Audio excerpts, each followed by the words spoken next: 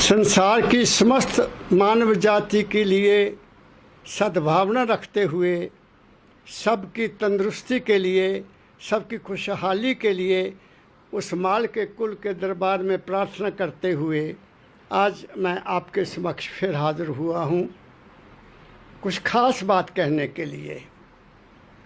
आज की जो ख़ास बात मैं करने जा रहा हूँ वह उन लोगों के लिए है जो उस मालिक को जानना चाहते हैं, जो भटके हुए हैं, उनको ठीक रास्ते पर लाने के लिए कुछ मैं आज कहने जा रहा हूँ।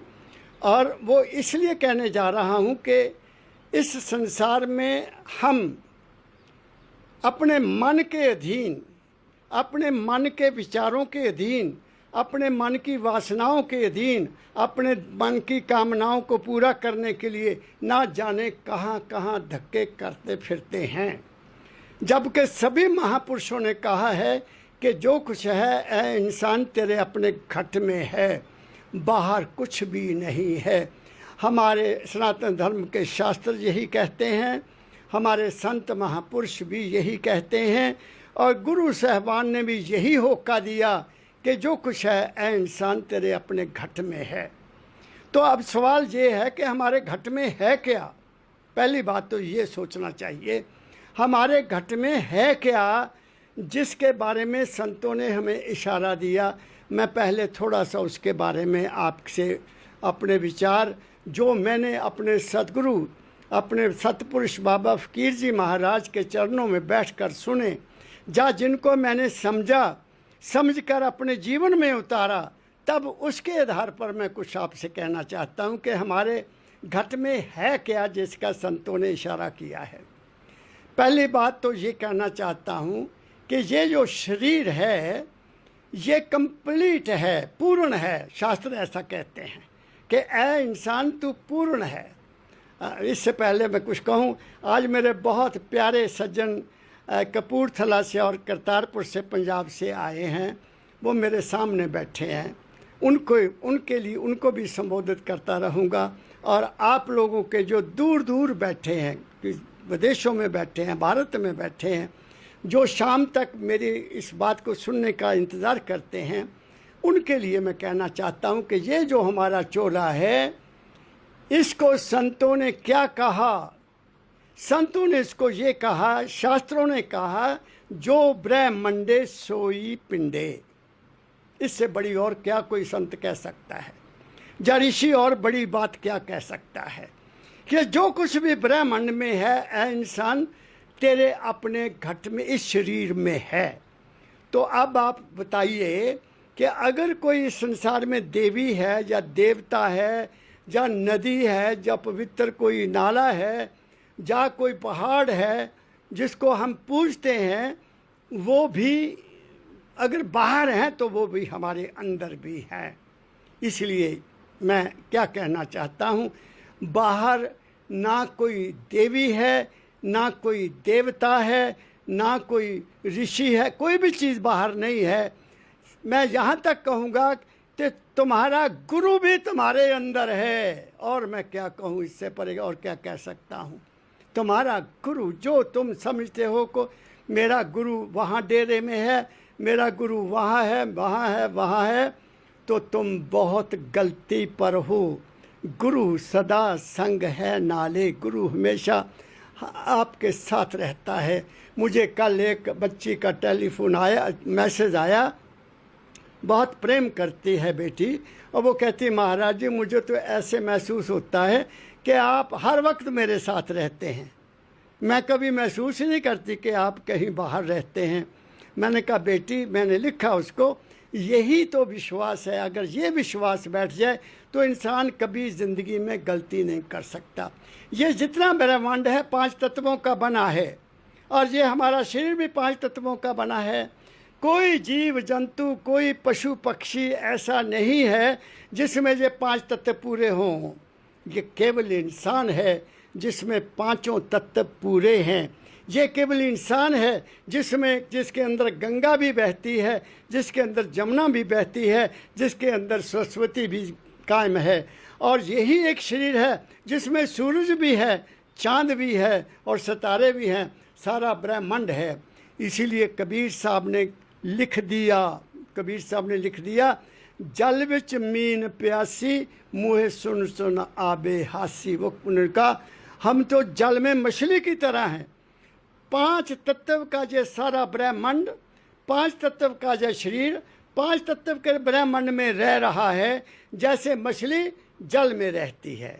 तो इस तरह से मैं कुछ साबित करना चाहता हूँ कि जो कुछ भी हमारे अंदर है वो पूर्ण है, उसमें कोई कमी नहीं है। ये शरीर के बारे में मैंने बात कर दी।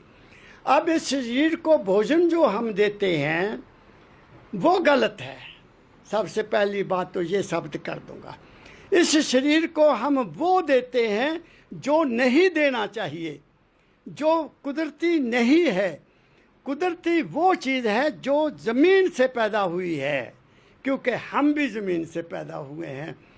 सूरज की किरणें ज़मीन पर आई, वहाँ पर हमारी खाने की चीज़ें पैदा हुई, उन्हीं खाने की चीज़ों को हमने खाया और उन्हीं से हमारा शरीर बना और उसी में मालिक के कुल की अंश आई। इसलिए हमारे इस शरीर को वो भोजन मिलना चाहिए जो प्रकृति की गोद से निकला है। कोई ऐसी चीज़ नहीं खानी चाहिए जो कि प्रकृति के गोद से नहीं आई है, जो बोतलों में बंद होकर नहीं आई है, जो पैकेटों में बंद होकर नहीं आई है। जो भी कृत्रिम चीज़ है जिसको तुमने देखा नहीं, अगर आप वो खाते हो तो इस शरीर के लिए वो नुकसानदेह होगी।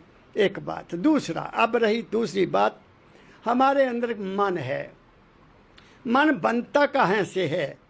मन कैसे बना? संतों ने कह दिया जैसा खाइए अन्न वैसा बने मन। तो अन्न कैसे बनेगा? अन्न हमारी कमाई से बनेगा। जो हमने कमाया, जो हम कमाते हैं, उससे ही हम अन्न खरीदते हैं या खुद पैदा करते हैं।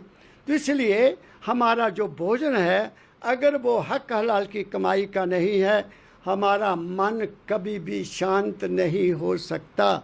हमारा मन विचलित रहेगा, हमारा मन दौड़ा रहेगा। ये मैंने खुद आजमा के देखा है कि मुझे एकदम पता लग जाता है कि अगर बहू ने बेचैनी से खाना बनाया है या शांत मूड से नहीं बनाया है, हालांकि सारी हक हलाल की कमाई है, तो वो भी मुझे डिस्टर्ब कर देता है। और मैं बता देता हूँ अपनी बहू को कि बेटा, आज जब तुमने खाना बनाया तुम्हारा मन शांत नहीं था। खुशी से खाना बनाओ, वो मन में वाइब्रेशन उसकी जाती है, तो तुम्हारे शरीर पर कभी बुरा असर होगा नहीं।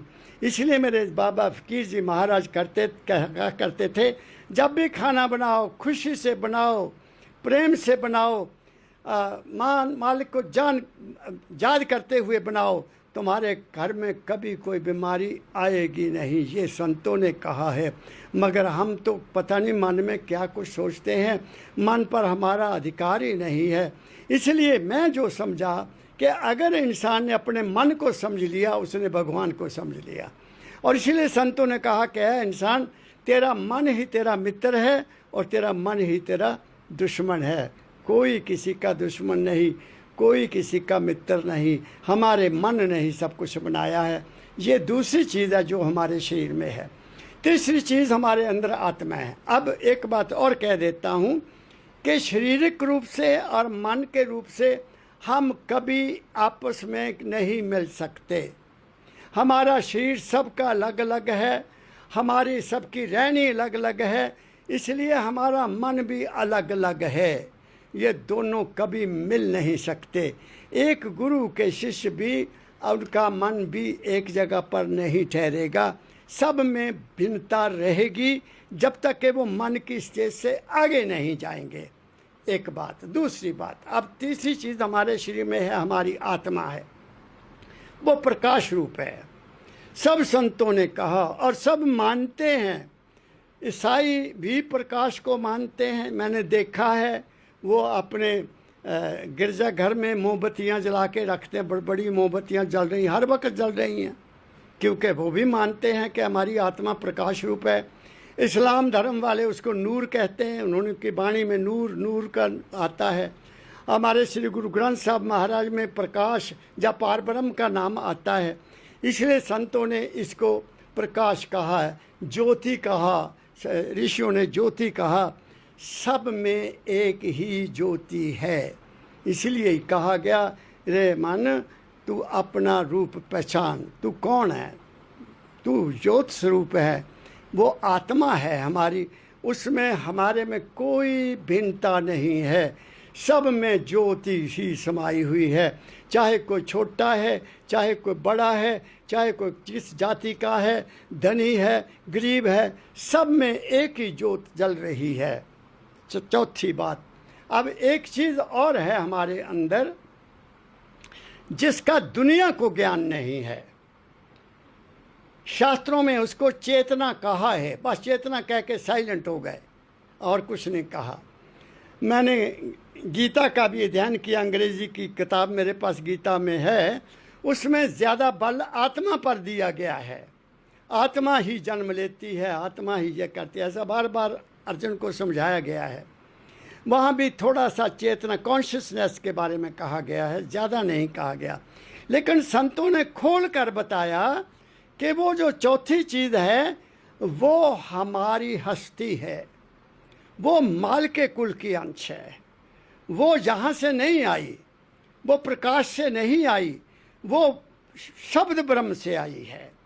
शरीर हमारा सबल ब्रह्म से बना, खाद्य पदार्थों से बना, मन हमारा शुद्ध पदार्थ शुद्ध ब्रह्म से बना, आत्मा हमारी पार ब्रह्म से आई और वो शब्द ब्रह्म से आई। उसको संतों ने सुरत का नाम दिया है, अंग्रेजी में कॉन्शियसनेस कहा है और हिंदी में उसको चेतना कहा है, या दूसरे लोगों ने उसको होश कहा है, होश। तो ये है हमारे शरीर का ढांचा। अब इस जन्म को कैसे जीना है, जीने के दो तरीके हैं। पहला तरीका ये है कि अपने मन की, अपने शरीर की शक्ति को पूर्ण रूप से इस दुनिया में कामयाब होने के लिए प्रयोग करो। जितनी तुम्हारी शक्ति है, मन की, बुद्धि की, चित्त की, वो सारी शक्ति इस दुनिया में जो कुछ चाहते हो उसको हासिल करने के लिए प्रयोग करो। इसलिए मेरे सतगुरु बाबा फकीर जी महाराज कहा करते थे, ब्रह्म बनो। ब्रह्म मीन बड़े बनो, पैसा कमाओ, शरीर की शक्ति से मजबूत हो जाओ, पैसा कमाओ, एजुकेशन बढ़िया से बढ़िया लो, बड़े से बड़े पदों को प्राप्त करो, ये उनका आदेश है। नौजवानों के लिए शिक्षा और है, औरतों के लिए शिक्षा और है, और बुजुर्गों के लिए शिक्षा और है। इसलिए सबसे पहले अपने मन की ताकत को इस्तेमाल करते हुए दुनिया की सारी ख्वाहिशों को पूरा कर लो। मैंने क्या कहा, कोई मन में ख्याल ना रहे कि मैंने ये नहीं किया। लेकिन ये इसका मतलब ये नहीं कि मन ने कहा जो खा लो वो खा लो वो खा लो, वो नहीं। अपने आत्मनिष्ठा रखते हुए कि मेरे अंदर वो जो चीज़ है वो कहीं भारी ना हो जाए, हल्की रहे।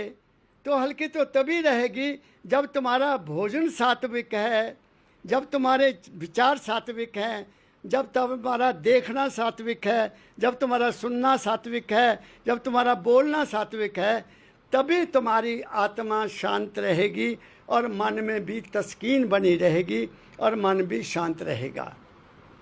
यह है ज़िंदगी को बनाने का तरीका। मैंने बता दिया कि पहले दुनिया में तरक्की करो। जैसे मैंने अपने हजूर बाबा फकीर जी महाराज में के चरणों में 18 साल की उम्र में आया और उन्होंने मुझे एक प्रैक्टिकल ज़िंदगी बताई, एक प्रैक्टिकल जीने का रास्ता बताया, और मेरी कोई ऐसी कामना नहीं रहने दी जिसको पूरा नहीं किया उन्होंने।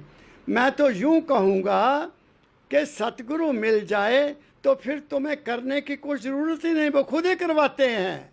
मेरी ज़िंदगी का ये प्रमाण है कि मैं कह सकता हूँ कि मैंने कुछ भी नहीं किया। जो करना था उस मालिक ने किसी न किसी रूप में आकर मेरे सारे काम किए, मैंने कुछ नहीं किया। मैं जो चाहता था वो नहीं हुआ और जो उन्होंने किया वो बढ़िया हुआ। उससे मुझे तसल्ली हो गई कि ए मन मेरेया तू क्यों भटकदा, तुझे भटकने की जरूरत क्या है? तू एक स्थान पर स्थिर हो जा, उस मालिक को मान ले कि वो तेरा है और तू उसका है। इसीलिए गुरबाणी में कह दिया, जे तू मेरा हो रहे सब जग तेरा हो। सब जग का मतलब ये नहीं कि सारी दुनिया तेनू पूजेगी, फिर गलत है। मेरी दुनिया मेरी हो जाएगी, मेरा अपना संस्कार, मेरे अपने विचार, मेरी अपनी रहनी मेरे सतगुरु के कब्जे में आ जाएगी। फिर वो जो चाहेंगे वो ही करवाएंगे। क्या कहा मैंने? इसलिए पहले नौजवानों को तो मैं ये कहता हूँ, हमेशा बेटियों को कहता हूँ कि अपने ब्रह्मचर्य का कंट्रोल करो और नाजायज़ शक्ति को बर्बाद मत करो। ज़िंदगी में कुछ बनने का एक टीचा बना लो कि मैंने ये करना है, और उसके पीछे लग जाओ, तुम अपनी मंजिल पर पहुंच जाओगे। ये बात मैं अपने अनुभव के आधार पर कहता हूँ। जब दुनिया से उपराम हो जाए, जैसे मेरा हो गया, मैंने सब काम कर लिए, अब मुझे कोई दौड़ धूप करने की ज़रूरत नहीं है, मुझे कोई चिंता करने की ज़रूरत नहीं है। अगर अब भी मैं अपनी ड्यूटी सारी संसार के प्रति, अपने बच्चों के प्रति, अपनी सरकार के प्रति, अपने माँ बाप के प्रति जब मैं ड्यूटी पूरी कर ली, तो अब मुझे क्या झंझट है? कोई झंझट नहीं है। तो फिर मुझे क्या करना चाहिए?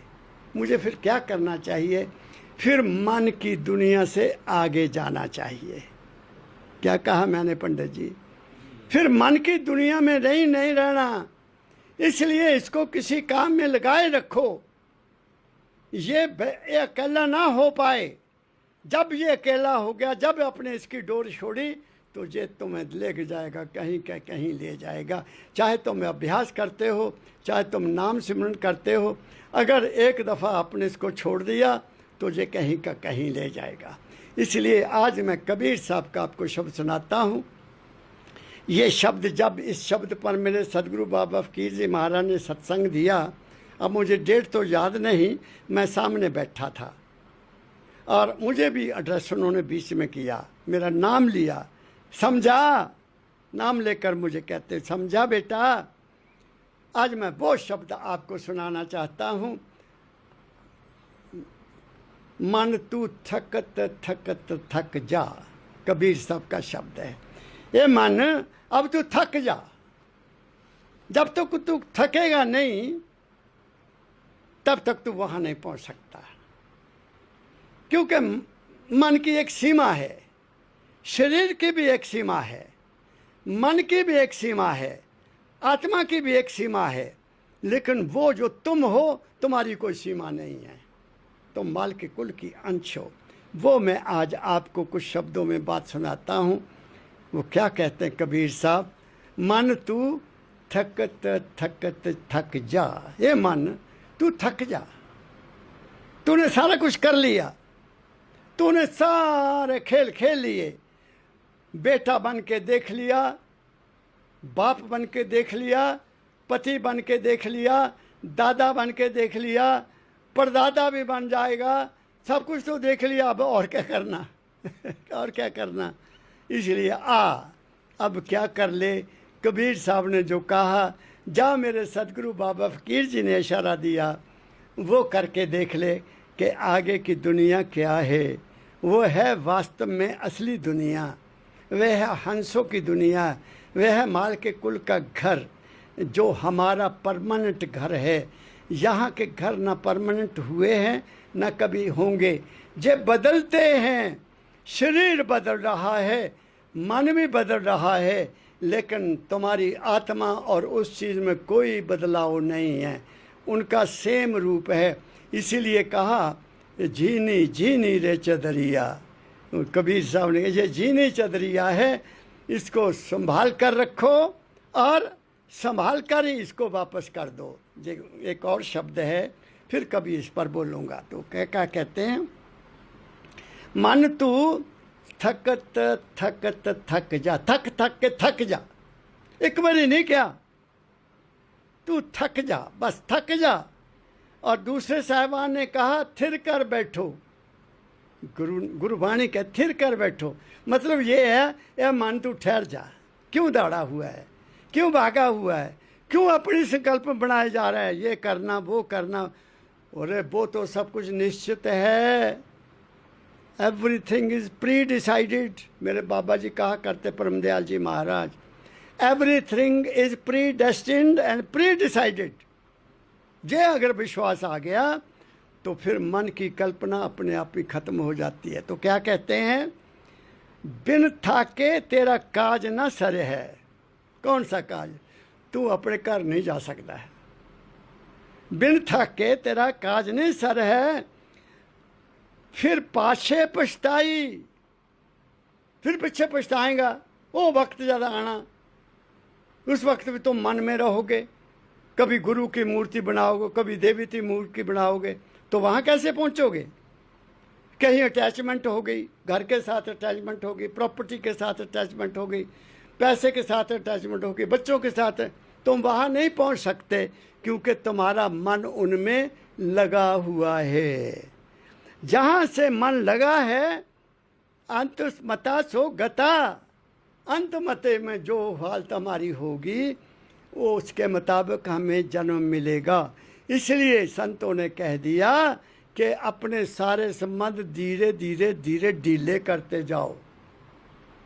बिन बिन थाके तेरा काज न सरी है, नहीं तो फिर क्या होगा, फिर पाछे पछताई।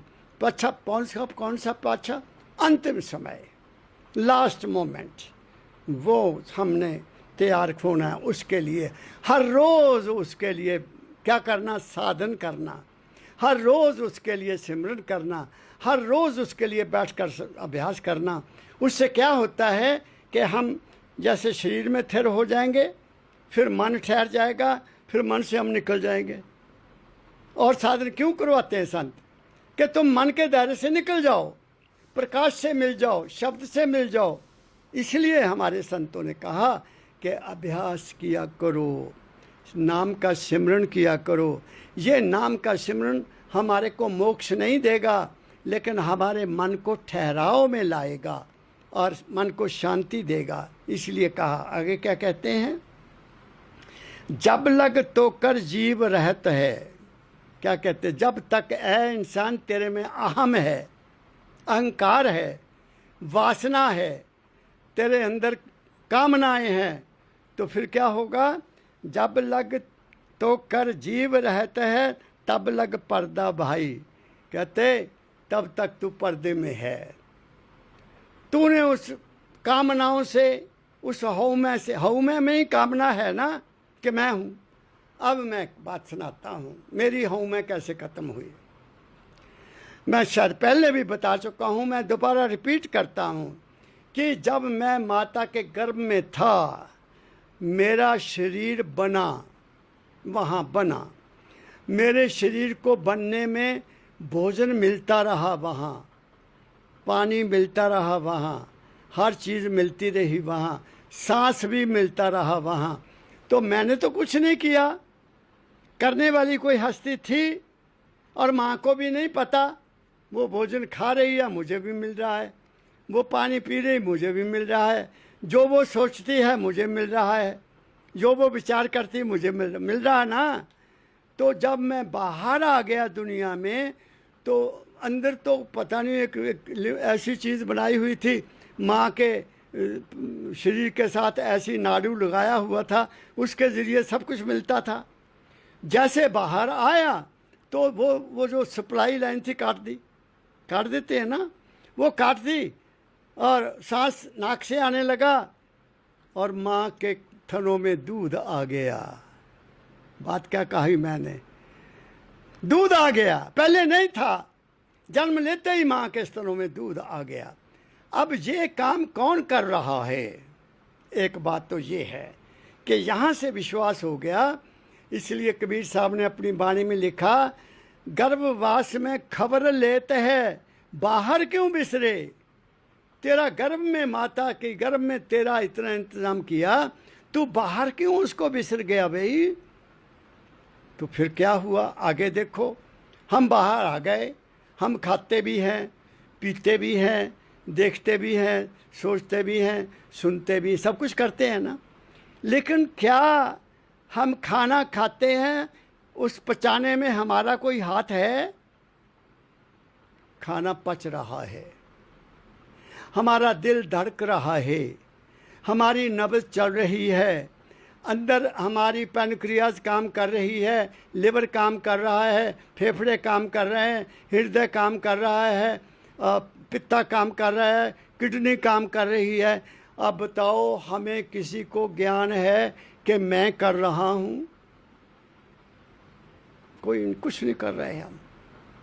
हम कुछ भी नहीं कर रहे, लेकिन अंदर कोई मशीन काम कराने वाली को मशीन को मालिक बैठा है, वो कर रहा है।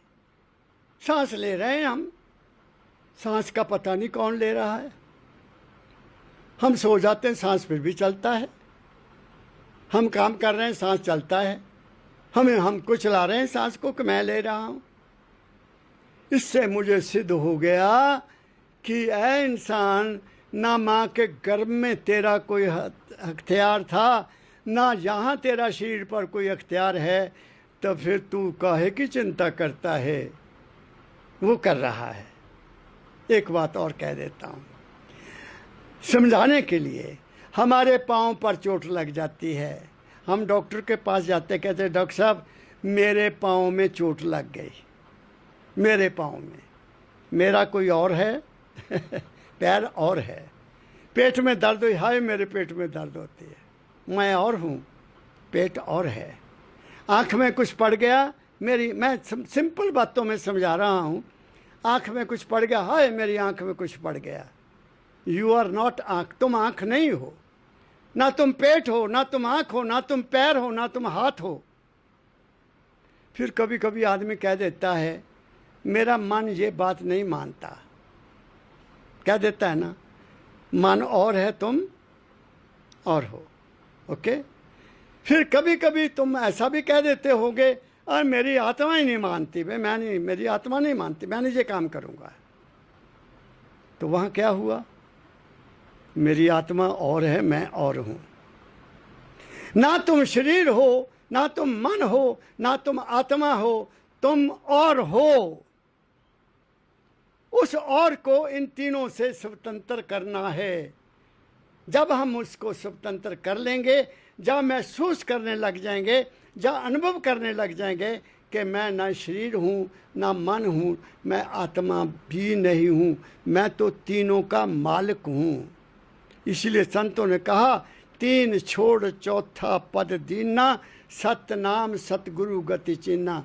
सतगुरु की गति वहाँ पता लगेगा। हु आर यू, तुम कौन हो। इसलिए कबीर साहब ने फैसला कर दिया, जब लग तो कर जीवित रहे तो तेरे जीव च हूँ मैं है, तब लग पर्दा भाई, पर्दे में हो तुम। मैं शरीर हूँ, ये मैं शरीर हूँ, मैं जे हूँ, मैं वो हूँ। शरीर के रूप से मैं बाप हूँ, मन के रूप से मैं गुरु हूँ, मैं चेला हूँ। ये क्या है? कुछ भी नहीं है। मानी है ना, वास्तव में कुछ भी नहीं है। और हमारा नाम रख दिया, माँ ने रख दिया ना। तो जब चोला छोड़ेगा फिर क्या कहते हैं? वो मर गया उसके बाद नाम भी खत्म हो जाता है। कोई याद करता है? वो पितर बन गया। तो नाम कौन है? वो है नाम। राधा स्वामी निज नाम है। इसीलिए संतों ने कह दिया, गुरु नानक साहब ने सतनाम कहा, कबीर साहब ने सतनाम कहा, रामानंद ने सतनाम कहा, सभी ने सतनाम कहा। और इधर आए हमारे राय सालग्राम साहब जी महाराज, उन्होंने और अभ्यास किया, और अभ्यास किया, और वो इस नतीजे पर पहुँचे कि हमारे पास जो सतनाम है ये किसी चीज़ का है, किसी दूसरी वस्तु का है, लेकिन हमारे अंदर जो है वो क्या है? तो उन्होंने देखा कि अंदर हमारे एक शब्द होता है और उसको सुनने वाली एक चीज़ और है। तो उन्होंने क्या कहा? कबीर साहब ने भी पहले कह दिया, किसी ने समझा ही नहीं। कबीर साहब ने 600 साल पहले कह दिया, कबीर धारा अगम की, कबीर धारा अगम की, सतगुरु देई बहाए, ताहे उलट सिमरन करो, स्वामी संग मलाए। उस मालिक ने हमारी सुरत रूपी धारा को वहाँ से नीचे भेज दिया। और अब इसको उल्ट करो, राधा बन जाएगी। धारा को उल्ट करो, राधा बन जाएगी। जैसे वाल्मीकि जी के बारे में कहा, उल्टा नाम जपत कहा उल्टा नाम जपत जग उल्टा, हाँ, उल्टा नाम जगत जग जानी, वाल्मीकि ब्रह्म ज्ञानी। ये कहा है कि उसने मरा मरा जपा, मरा मरा मरा मरा मरा मरा मरा नहीं जपा, राम राम ऊपर को जपा, सामने को नहीं जपा, ऊपर को जपा, उल्टा। ऊपर से ऐसे आया, इसको उल्टा कर दिया। इसलिए मेरे दाता दयाल महाराज ने लिखा, तुम उल्ट चलो आसमान नीचे क्यों रहना, ऊपर चलो। क्या कहा मैंने? तो मैं मिसाल दे रहा हूं आप लोगों को। आगे कहते हैं, टूट जाए ओठ तिनका की रस रहे ठहराई। ये जो तिनका है ना, ओठ सहारे का, मन का सहारा, किसी देवी का सहारा, किसी देवता का सहारा, किसी जगह का सहारा, इसको तोड़ दो। ये सहारा काम नहीं देगा। अगर ये सहारा है तो वो रस नहीं मिलेगा, वो रस बहुत ऊंचा है। इसलिए कह दिया, इसको तिनके को तोड़ दो, तुम्हें वो रस मिलेगा जो तुम्हारे अपने घट में है, बाहर नहीं है। कबीर साहब बहुत ऊंची बात कह रहे हैं, मैं तुम्हें वहाँ ले जाना चाहता हूँ। आगे क्या कहते हैं? सकल तेज तज होए निपुंसक, ये गति ये मत सुन ले मेरी। आहा, क्या बात कही है। कबीर साहब कहते हैं, अपनी सारी शक्ति, तेज शक्ति, काहे की शक्ति, मन की शक्ति, शरीर की शक्ति, इसको एक तरफ कर दे और क्या हो जा? निपुंसक हो जा। मन को कह रहे हैं। निपुंसक कौन होता है? जो बच्चा पैदा ना कर सके, वही कहते हैं निपुंसक। तो हमारे अंदर एक ताकत है जो पैदा कर रही है, ख्यालों की दुनिया पैदा कर रही है, विचारों की दुनिया पैदा कर रही है। कभी कुछ पैदा कर रही, कभी कुछ पैदा कर, और पैदा कर करके ढा भी रही है। कर रही कि नहीं? मन सब कुछ करता। वो कहते हैं कि ऐ इंसान, तू अपने मन को ऐसा बना दे कि ये निपुंसक हो जाए, इसमें ख्याल भी पैदा होने बंद हो जाए। जब तक ख्याल हैं, हम हैं, मन है। जब ख्याल बंद हो जाएंगे तो फिर क्या होगा? फिर कुछ भी पैदा नहीं होगा।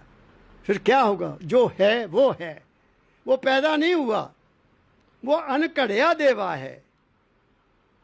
अनकड़िया देवा, जिसको किसी ने बनाया नहीं। कबीर साहब एक शब्द में लिखते हैं, अनकड़िया देवा कौन करे तेरी सेवा, कड़े देव को सब कोई पूजे, नित ही लावे मेवा। मंदिर में तुरे हुआ लोग, नवरात्रे आने हैं, लाइना लग जानियाँ। बात समझ गए ना? वहाँ कड़ा हुआ देवा रखा हुआ है, बना के पत्थर की मूर्ति रखी हुई है। उस मालिक की कोई मूर्ति नहीं है। अगर है जो उसने बनाई है तो वो इंसान है, वो मानव है, और उस मानव में उसकी अपनी हस्ती है, तो वो पूजनीय इंसान है। इसलिए मेरे बाबा फकीर ने कह दिया, ऐ इंसान, तू किस भगवान की, किस ईश्वर की, किस देव, किसकी पूजा करता है? वो तो बोलते ही नहीं है। कबीर साहब ने भी यही कहा कि अगर वो बोले, बात करे तो मैं ला के रखूँगा मैं भी। वो नहीं बोलता। लेकिन माँ बाप तुम्हारे घर में बैठे हैं, वो तो बोलते हैं। उनकी सेवा करो, वो तुम्हारे सिर पर आशीर्वाद भी देंगे। कोई देवी देवता आशीर्वाद नहीं देता, जा बच्चा जो मंगया तेन मिल जाऊगा, नहीं मिलता ना। इसलिए कि ये संतों ने आवाज़ उठाई है कि ऐ इंसान, जो कुछ है तेरे अपने घट में है। गुरु नानक साहब ने तो इतना कष्ट, इतने सख्त शब्दों से कह दिया, घट में है सूझत नहीं, लानत ऐसी जिंद। लानत कह दिया, ये जीना लानत है। नानक इस संसार को हुआ मोतिया बिंद। जब मोतियाबिंद हो जाता है ना, चिट्टा मोती आ जाए, तो 10-10 तारे नजर आते हैं ऐसे टमटमाते हुए। मोतियाबिंद ये काम करता है। तो इसलिए हम फिर दौड़े हुए हैं, कभी कहीं कभी कभी कभी कहीं। इसलिए कबीर साहब कहते हैं, हे मन मेरिया, ओ तू बस रहन दे, हुण बह जा चुप करके, ताला लगा दे इसको ताला लगा दे, इसको यूजलेस कर दे, इनू छड़ दे, मन नू छड़ दे, मन की दुनिया तो बाहर निकल जा, इन्हें आपे ही खत्म हो जाना। पौधे को पानी देते रहोगे, पौधा फूलेगा। क्या कहा मैं, पौधे को छोड़ दो।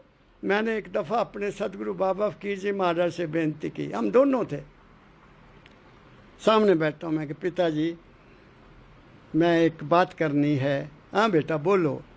मैं कहा पिताजी मेरे मन में कभी कभी ऐसे ख्याल आ जाते हैं जिनसे मैं दुखी हो जाता हूँ कि ये ख्याल क्यों आया, मैं क्या करूँ। मेरे सतगुरु हुक्का पी रहे थे, हुक्का छोड़ दिया।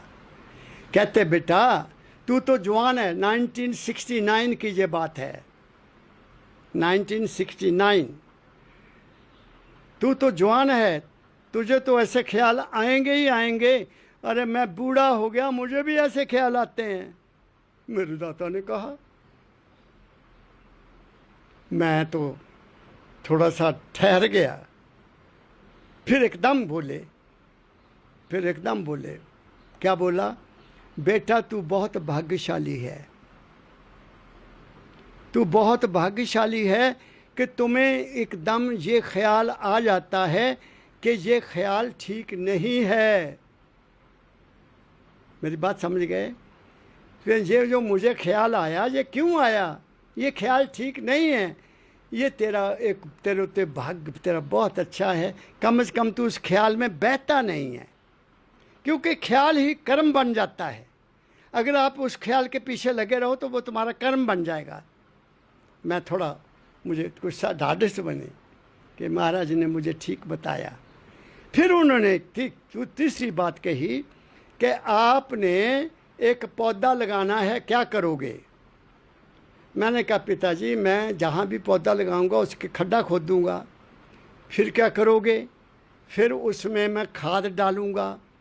फिर क्या करोगे, फिर मैं अपने मनपसंद उसमें पौधा लगाऊंगा, फल देने वाला या फूल देने वाला। फिर क्या करोगे, फिर मैंने कहा पिताजी ये हमारी वार्तालाप है आपस में कि मैं फिर उसको हर रोज़ सुबह शाम पानी दिया करूँगा, फिर उसको बाड़ भी करूँगा कि उसको जानवर नुकसान ना पहुँचाए।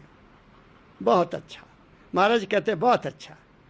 फिर मुझे कहते कि अगर बेटा तू उस पौधे को पानी देना बंद कर दे और उसकी परवाह ना करे तो फिर क्या होगा। मैं कहा पिताजी पौधा सूख जाएगा, वो बढ़ेगा नहीं। फिर क्या कहा मेरे दादा, कहते बस ऐसे ख्याल को पानी नहीं देना। क्या कहा मैंने, मेरे दाता ने मेरी बात को, मेरी ज़िंदगी को बदल दिया कि ऐसे ख्याल को पानी नहीं देना, मतलब उधर ध्यान ही नहीं देना, उस पौधे को काट दिया।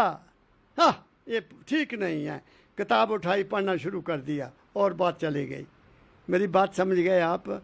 इस तरह से हम मन की संभाल कर सकते हैं, हम अच्छे ख्यालों को ला सकते हैं, बुरे ख्यालों को छोड़ सकते हैं ज़िंदगी को खुशहाल बनाने के लिए। तो आगे क्या कहते हैं, तू बस जब ये बात बन गई, ख्याल फिर किधर जाओगे, फिर कहाँ जाओगे।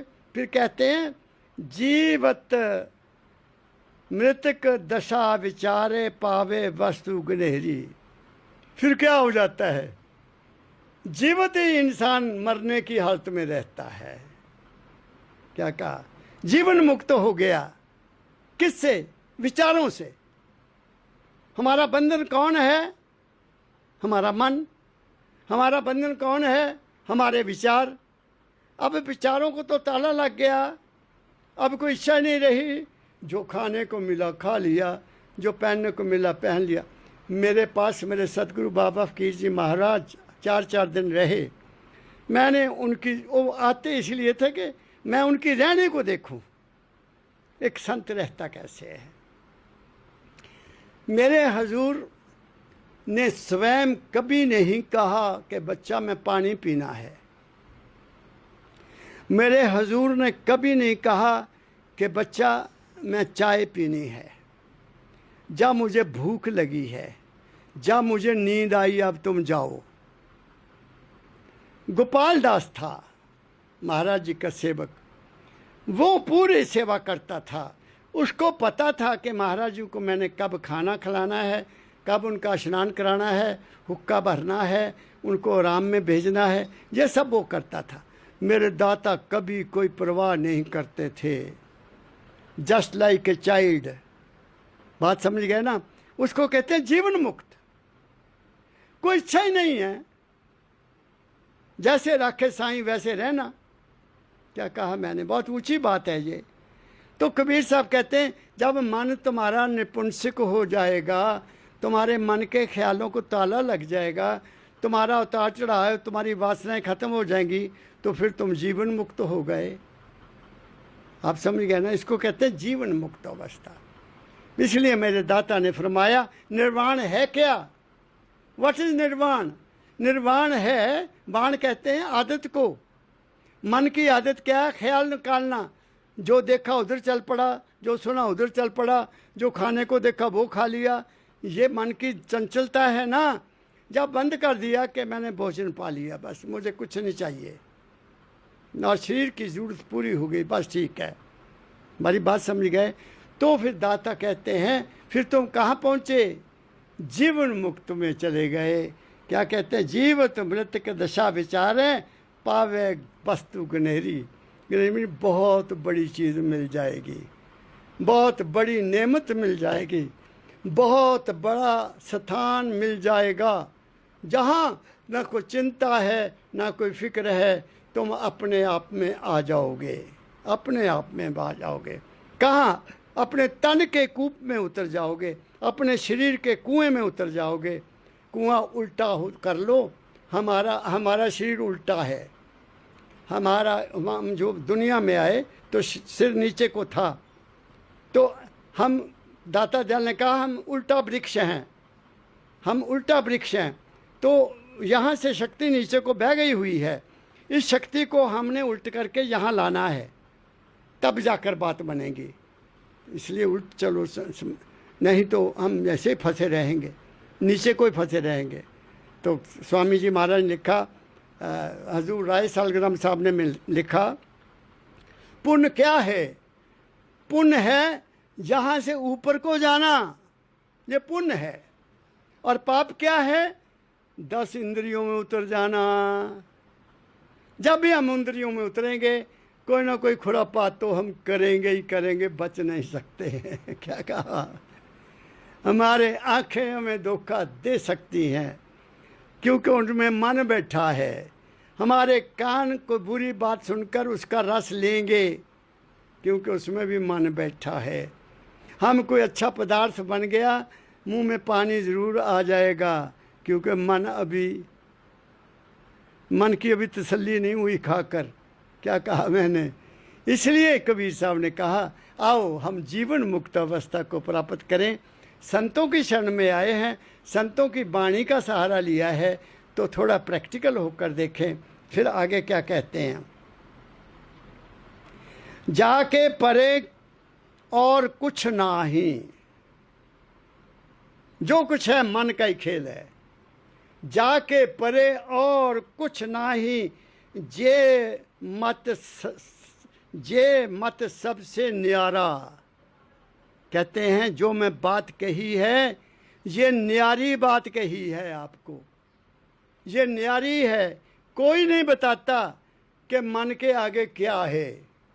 वो कहते वहाँ दुनिया नहीं है, ना वहाँ सूरज है, ना चांद है, ना धरती है, ना आकाश है।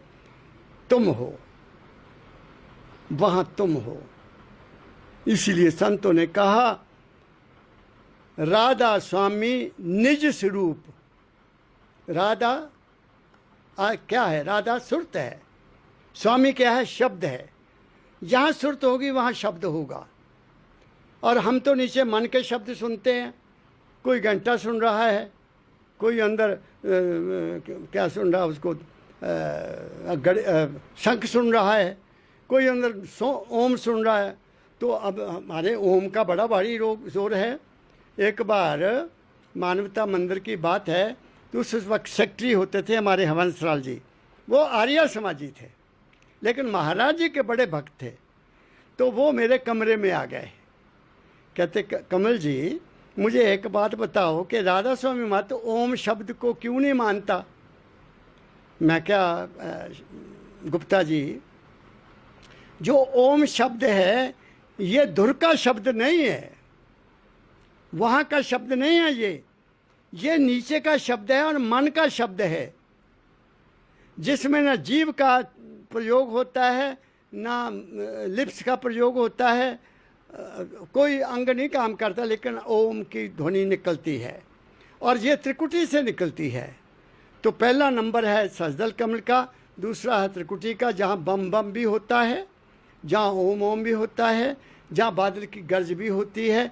जैसी जैसी जिसकी प्रकृति है उस प्रकृति के अनुसार वहाँ धुन होती है। ऐसे ही सुन में है, ऐसे महासुन में, ऐसे भंवर गुफा में है। तो ये 5 नाम जो हैं ये इंसान के जीवन को बनाने के लिए हैं, इसका अनुभव करवाने के लिए है। ये 5 नाम तुम्हें वहाँ नहीं पहुँचाएंगे। 5 नाम की कमाई करने के बाद जब दुनिया से उपराम हो जाए फिर गुरु के पास जाओ, फिर वो तुम्हें अगला रास्ता बताएंगे, उससे पहले नहीं पा सकते। इसलिए अब ये कहते कबीर साहब, अगर ऐसा हो जाएगा तो तुम्हें एक ऐसी न्यारी चीज़ मिलेगी। न्यारी चीज़ क्या मिलेगी? सेल्फ रियलाइजेशन, मैं कौन हूँ, हु एम आई, ये पता लगेगा। ये किताबों को पढ़ने से नहीं लगेगा, ये गीत गाने से नहीं मिलेगा, ये बाणी पढ़ने से नहीं मिलेगा, ये जप तप करने से भी नहीं मिलेगा। जैसे कह दिया जपी तपी जोगी सन्यासी इन सब चक्कर खाया। अभी मैंने लिखा था महाराज जी की बाणी का एक शब्द लिखा था फेसबुक पर भी, कि जैसा मन है, हम भक्ति से, मन से ही भक्ति करते हैं, मन से ही योग करते हैं, मन से ही तप करते हैं, मन से ही यात्राएं करते हैं, मन से ही मूर्ति पूजा की करते हैं, और क्या कर रहे हैं, सारा मन का खेल है ना।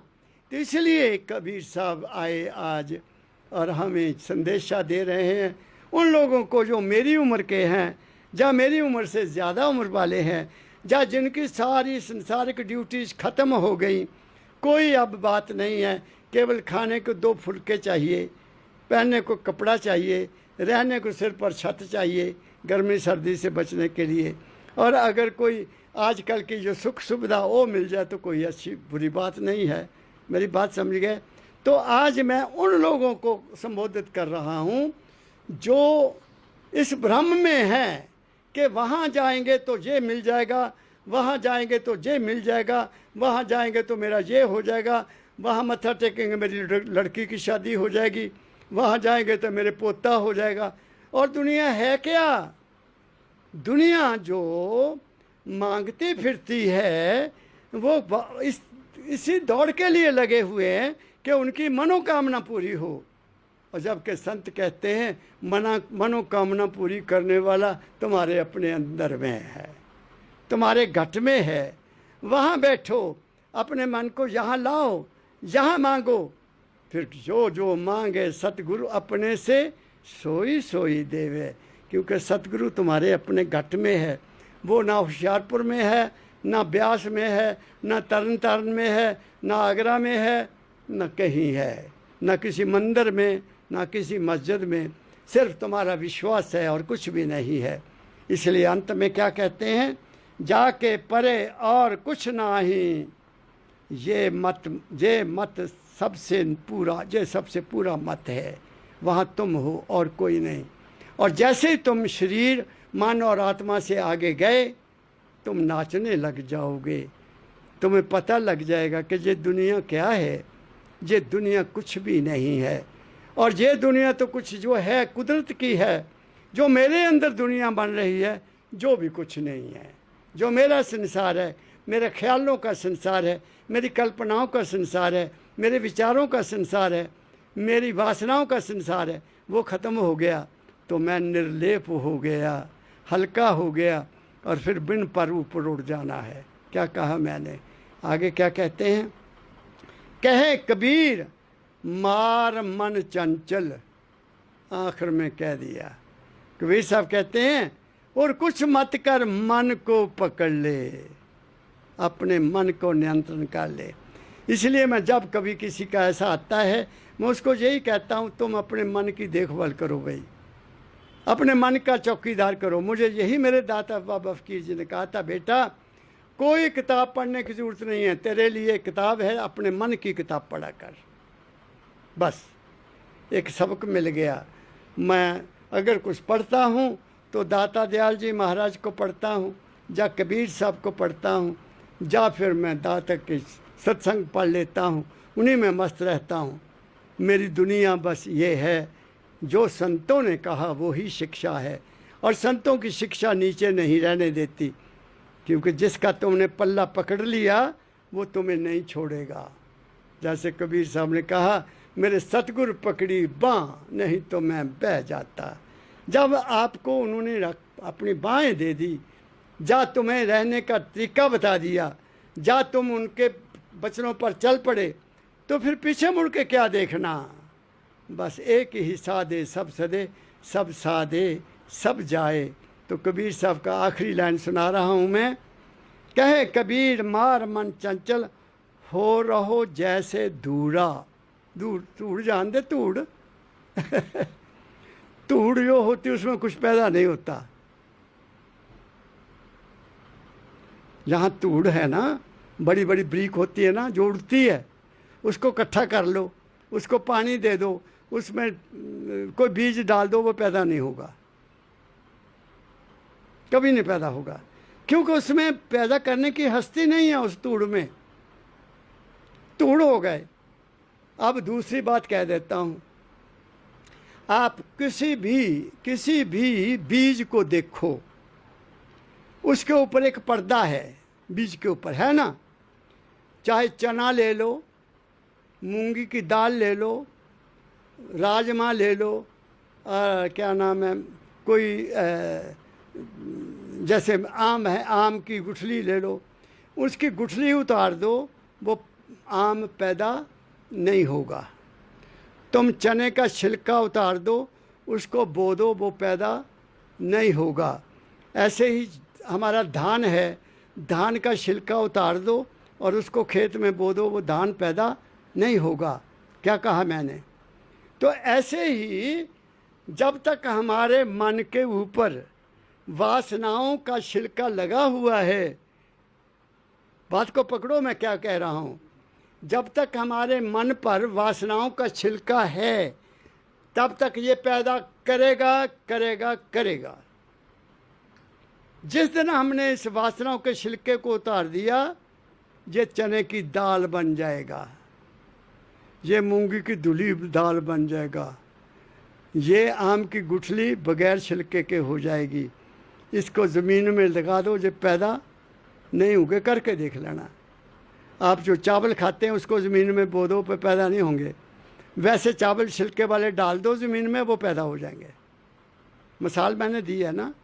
ऐसे ही हमारे मन के ऊपर ये छिलके हैं, हमारे ख्याल, हमारी वासनाएं, हमारी कामनाएं, मेरा ये है, मेरा वो है, मेरा वो है ना। ये क्या है? छिलके हैं।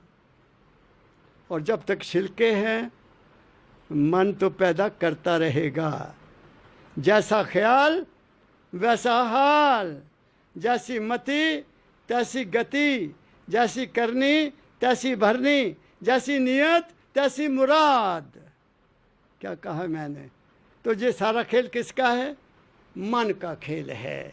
इसलिए आज मैंने कबीर साहब के इस प्यारे शब्द को लेकर, ये उन बुज़ुर्गों के लिए जो मेरे साथ टेलीफोन पर भी बात करते हैं या कई दफ़ा गुणगान कर देते हैं, मेरा गुणगान भी कर देते हैं। जी आज आपने जे, मैं कुछ नहीं कहता, जो कहने वाला है वो कह जाता है, वो कह जाता है। क्योंकि जहाँ जहाँ जो कोई चाहता है, जिस इच्छा से कोई जो चीज़ चाहता है, कुदरत का नियम है उसको वो चीज़ पहुँचाना। चाहे भाई हवाई जहाज़ पर चाहे भाई कैसे भी पहुंचाए, वो कामना उसकी पूरी होगी, वो इच्छा उसकी पूरी होगी। तो आज मैंने आप लोग भी आए, मेरा सौभाग्य, आपने दर्शन दिए। मेरा पर्पस था, सुबह आज बिजली नहीं थी, पता नहीं इसलिए बिजली नहीं थी कि तुम्हारा इंतज़ार कर रही थी। आपने आना था तो ये सत्संग होना था। मैं तो सवेरे 8 बजे 8:30 बजे 9:30 फ्री हो जाता हूँ। तो आज बिजली लेट आई तो मैं उसी वक्त तैयारी कर ली, जब आप आ गए तो मेरा भाग्य है ना। कैसे भाग्य कैसे हो गया? गुरु के प्यारे पंडित जी और सुनील, गगन, आप लोग इतनी दूर से चलकर आए, तो मेरे पास देने को और क्या है बच्चों। मेरे पास आपके लिए शुभ भावना है। आप इतनी दूर से चलकर आए हैं, मेरे पास शुभ भावना है कि मालिक आपके ज़िंदगी में कोई कमी ना रहने दे। आप ज़िंदगी में इतने संतुष्ट हो जाओ, इतने प्रफुल्लित हो जाओ कि आपके पास कोई कमी ना रहे। आप संसार के सभी भोग भोगते हुए संतुष्ट हो जाओ, और फिर जब संतुष्टि हो जाए विषयों से, जब जो होए उदासा, परमार्थ की जामन आशा, धन संतान प्रीत नहीं जाके, खोजत फिरे साधु गुर जाके। फिर उस वक्त आपको तो साधु मिल गए, आपको तो बाबे फ़कीर का स्थान मिल गया, आपको तो कमी रहनी ही नहीं चाहिए, कोई कमी नहीं रहनी चाहिए। ऐसा मेरा अंतःकरण मानता है कि जो सतगुरु के दरबार में आ गया साफ नीत रखते हुए, उसको मांगने की ज़रूरत नहीं है, मांगने की ज़रूरत नहीं है। उसको पता है, क्या पता है? बिन बोलिया सब कुछ जानदा, कहा है ना। वो बिन बोलिया ही सब कुछ जानदा कि बच्चा की काले वास्ते आया। तो मैं तो बिन बोलिया ही गया था, मैं तो अपने आप को खोज के लिए गया था कि मैं कौन हूँ। उन्होंने पहले ही पहचान लिया, पहले दिन ही पहचान लिया कि इसको दुनिया की ज़रूरत नहीं, ये दुनिया मांगने नहीं आया है। और पहले दिन ही शब्द सुना दिया, गुरु मोहे अपना रूप दिखाओ। मैंने गाया और मेरे सारे सवालों के जवाब दे दिए। इसमें कोई शक नहीं कि उस वक्त मैं उस ऊंची बाणी को नहीं समझ सका क्योंकि बच्चा था। अब मुझे वो सारी बाणी याद आ रही है कि मेरे दाता परम दयाल जी महाराज ने पहले दिन ही मुझे वो भेद खोल दिया था, और यही कारण था कि मैं उनको छोड़ नहीं सका और ना मैं छोड़ सकता हूँ। बड़ी बात समझ गए। आप लोग सुखी रहो, मेरे सुनने वाले जहाँ जहाँ भी हो, किसी भी धर्म से हो, किसी भी जाति से, मेरा कोई संबंध नहीं है। और दूसरी बात, मेरा कोई स्वार्थ नहीं है, मेरा कोई चेले बढ़ाने की इच्छा नहीं है। मेरी इच्छा है अपने सतगुरु से जो ज्ञान प्राप्त हुआ, उनकी संगत में बैठकर जो मुझे मिला, जिससे ज़िंदगी खुशहाल हो सकती है, जिससे ज़िंदगी निर्मल होकर, निर्भय होकर, निर्वैर होकर गुजर सकती है, वो मैं बाणी आप तक पहुंचाने का प्रयत्न करता हूं। आपको अच्छी लगे मेरा सौभाग्य, आपको ना अच्छी लगे तो भी मेरा सौभाग्य। क्या कहा मैंने? मेरे तो एक इच्छा है कि मेरे सुनने वाले और मेरे को ना सुनने वाले सभी सुखी रहें, सब में प्रेम भावना पैदा हो, सब में ईर्ष्या द्वेष दूर हो जाए, ये मेर तेर का सिस्टम ख़त्म हो जाए। अरे ज़िंदगी है 4 दिन की, ना जाने कब वो चिट्ठी आ जाएगी, किसी ने तुम्हें पूछना नहीं है, 1 घंटा नहीं आपको रखा जाएगा, उठा कर ले जाएंगे। हिंदू भी जलाया जाता है, सभी जलाए जाते हैं, सबकी राख बन जाएगी, चाहे कोई किसी धर्म का है, चाहे कोई किसी। मिट्टी के पतासे हैं हम, और कुछ भी नहीं है।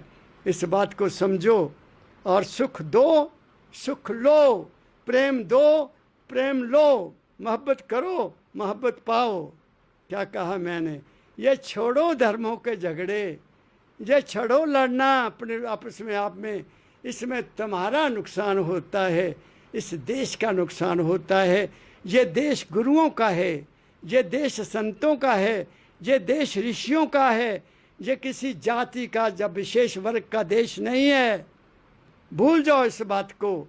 तो इन्हीं शब्दों के साथ आप सबको मेरी हार्दिक शुभकामना, सबको मेरा हार्दिक नमन और आप सबको मेरा बहुत बहुत प्यार भरा राधा स्वामी, राधा स्वामी, राधा स्वामी।